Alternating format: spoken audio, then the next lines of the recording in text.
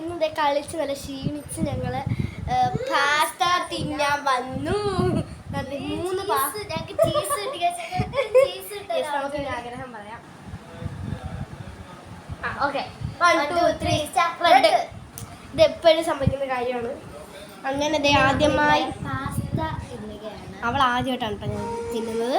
ഞാൻ കുറേ പ്രാവശ്യം തിന്നിട്ടുണ്ട്. അങ്ങനെ ഞങ്ങൾ കളിച്ച്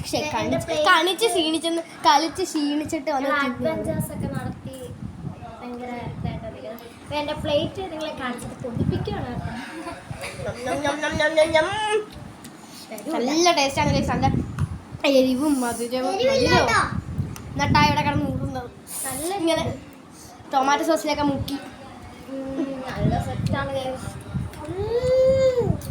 സൂപ്പർ സാധനം. നിങ്ങളും ട്രൈ ചെയ്യണം. അപ്പം കമന്റ് ചെയ്യാം. അപ്പം